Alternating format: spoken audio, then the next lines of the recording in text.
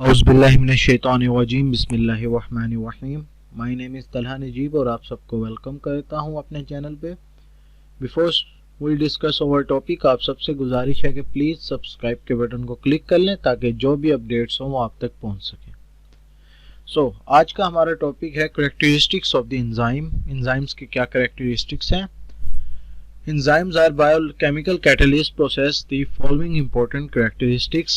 Number 1 है all enzymes are the globular protein। जैसा कि हमने पिछले प्रीवियस टॉपिक में भी स्टडी किया था कि एंजाइम्स जो है प्रोटीन है और उसकी शेप क्या है, ग्लोबुलर प्रोटीन है, ग्लोब की शक्ल है। नंबर 2 है they increase the rate of the reaction without themselves being used up। ठीक है, एंजाइम खुद यूज नहीं होते, जस्ट हेल्प करते हैं। किस चीज में हेल्प करते हैं? रिएक्शन के रेट को इंक्रीज करने के लिए। ठीक है।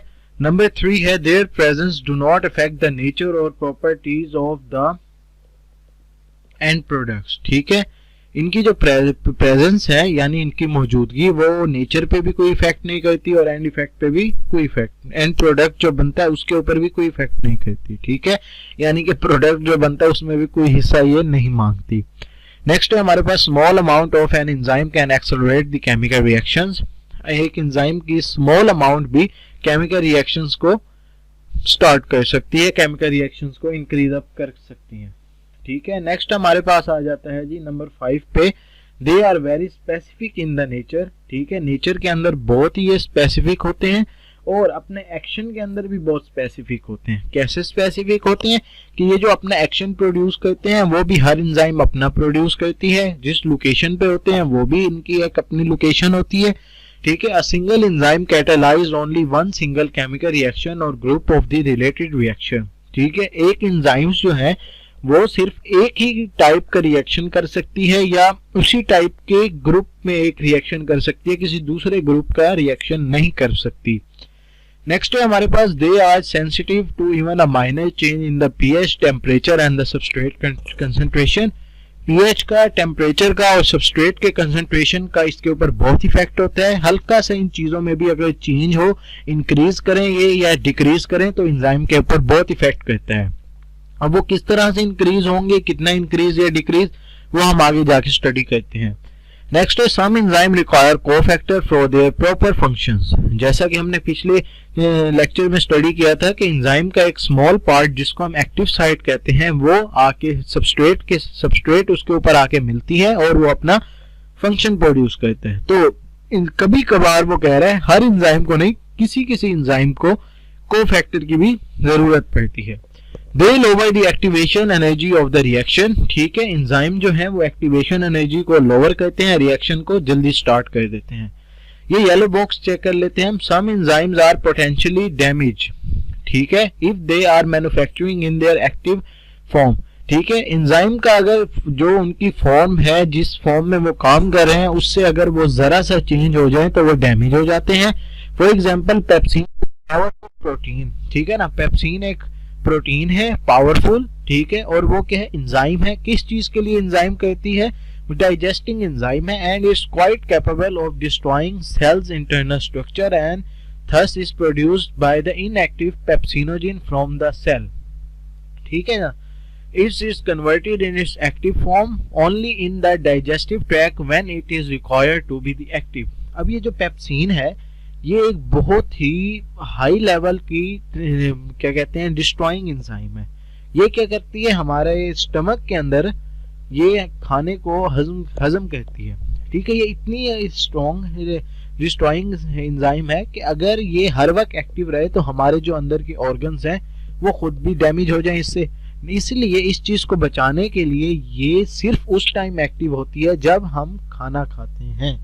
ठीक है, इसका मीनिंग यह है कि कुछ एंजाइम्स इतनी ज्यादा हाई पोटेंशियल लेवल की होती हैं कि अगर वो हर वक्त एक्टिव रहें तो उल्टा वो हमें नुकसान पहुंचाएंगी।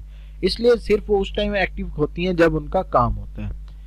नेक्स्ट है हमारे पास mechanism of the enzyme action, जिसको हम कैटालाइसिस भी कहते हैं। ठीक है, एंजाइम कैसे काम करते हैं? एंजाइम और सबस्ट्रेट मिलके एंजाइम सबस्ट्रेट कॉम्प्लेक्स बनाते हैं जो कि वापसी एंजाइम और प्रोडक्ट में कन्वर्ट हो जाते हैं।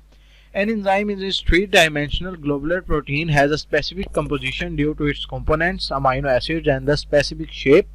Every enzyme by virtue of its specificity recognize and react with the special chemical substance called the substrate. ठीक है, any enzyme therefore react only with its specific substrates and transform it into the product. ठीक है, क्या करता है, सबसे पहले enzyme और सबस्ट्रेट मिलते हैं. ठीक है, इंजाइम और सबस्ट्रेट मिलके क्या बनाते हैं, इंजाइम सबस्ट्रेट कॉम्प्लेक्स बनाते हैं. उसके बाद जो इंजाइम सबस्ट्रेट कॉम्प्लेक्स है वो किस में ट्रांसफर हो जाता है, प्रोडक्ट में, जैसा कि हमने पीछे स्टडी किया है. ठीक है, ये अगर हम देखें ये पॉइंट नंबर है आई थिंक प्रॉपर्टीज में, ये 3, there presence do not effect the nature of and product. ठीक है, प्रोडक्ट के ऊपर इसका कोई इफेक्ट नहीं होता, सिर्फ ये एंजाइम और सबस्ट्रेट मिलकर एंजाइम सबस्ट्रेट कॉम्प्लेक्स बनाते हैं और उसके बाद प्रोडक्ट जब बन जाता है तो एंजाइम वापसी अपनी उसी हालत में आ जाती है. ठीक है, अब हमारे पास है जी, in certain enzyme act is the series of the chemical reactions in the particular order to complete a metabolic pathway. ठीक है, such as the respiration and photosynthesis. The successive enzyme containing these reactions are normally present together in the precise of the order of the reaction. Such a substance molecule can be literally handed from one enzyme to another, forming enzyme to enzyme chain. अभी enzyme to enzyme chain क्या होती है, कुछ enzymes मिलकर एक product बनाती हैं. अब जो प्रोडक्ट बन रहा है वो फिर किसी एंजाइम के साथ मिलकर कोई और प्रोडक्ट बनाएगा, इसलिए वो कहते हैं कि ये क्या है, सिस्टम चेन टू चेन चलता जा रहा है एंजाइम का. नेक्स्ट हमारे पास आ जाता है जी, हमारे पास आ जाता है lock and the key model. ये एक एंजाइम को स्टडी किया था एक साइंटिस्ट ने, तो उसने ये लॉक एंड की मॉडल प्रपोज किया था. लॉक एंड की मॉडल एमिल फिशर ने प्रपोज किया था. सो हम देखते हैं लॉक एंड की मॉडल होता क्या है. ठीक है, ये हमारे पास है लॉक एंड की मॉडल. लॉक एंड की मॉडल उसने ये बताया था कि जो एंजाइम है और जो सबस्ट्रेट है वो लॉक और की के तौर पर काम करती है. ठीक है, ये हम नीचे आ जाएं तो हमें ये एमिल फिशर 1890 के अंदर इसने लॉक एंड मॉडल को प्रपोज किया था. इसके मुताबिक एक स्पेसिफिक की होती है जो कि एक एंजाइम को ओपन कर सकती है और उस की को हम क्या कहते हैं, सबस्ट्रेट का नाम देते हैं. जब वो सबस्ट्रेट आके एंजाइम के अंदर मिलेगी तो वो क्या बनाएगी, प्रोडक्ट बनाएगी. ठीक है, अकॉर्डिंग टू लॉक एंड की model active site is a rigid structure. जो एक्टिव साइट है जहां पे सबस्ट्रेट ने आके अटैच होना है वो एक सख्त स्ट्रक्चर है, यानी कि वो अपनी शेप नहीं बदल सकता. रिजिड का मतलब क्या होता है, ऐसा स्ट्रक्चर जो अपनी शेप ना बदले. देयर इज नो मॉडिफिकेशन और flexibility in the active site before, during और after the enzyme action and it is only used as template. ठीक है, latest study did not support this model in the R reaction. उस time तो इसने ये reaction propose किया था, लेकिन उसके बाद जदीद तहकीकात हुई, इसके ऊपर और स्टडी हुई और बाद में ये वाला जो मॉडल था लॉक एंड की मॉडल, इसको अनफिट करार दे दिया गया कि ऐसा नहीं होता. नेक्स्ट है, on the basis of new evidence Koshland propose modification to the enzymes. उसके बाद एक हमारे पास आया साइंटिस्ट जिसका नाम था डैनियल कोशलैंड. ठीक है, डैनियल कोशलैंड था इसका नेम, और ये आया था 1959 में इसने प्रपोज किया था. इसके मुताबिक जो सब्सटेंस जब एंजाइम के साथ जुड़ता है, ठीक है, तो उसके अंदर चेंजेस आ जाती हैं एंजाइम्स के. ठीक है, उसका ये कहना था कि जो सबस्ट्रेट है जब एंजाइम के साथ मिलता है तो एंजाइम अपना स्ट्रक्चर चेंज करके उस सबस्ट्रेट की स्ट्रक्चर के साथ ढाल लेता है और वो आपस में दोनों कंबाइन हो जाते हैं. ठीक है, the change in structure enables the enzyme to perform its catalytic activity more effectively. और जब वो चेंज होता है स्ट्रक्चर तो उससे एंजाइम की जो एक्टिविटी है वो मोर स्टेबल हो जाती है कि वो अच्छे तरीके से अपनी एंजाइम की एक्टिविटीज परफॉर्म कर सकता है. अभी तक इसके ऊपर स्टडी जारी है, लेकिन जो लॉक एंड की मॉडल था वो उसी टाइम ही मतलब कुछ ही अरसे के बाद ये अनफिट करार दे दिया था कि ऐसा नहीं होता बिल्कुल.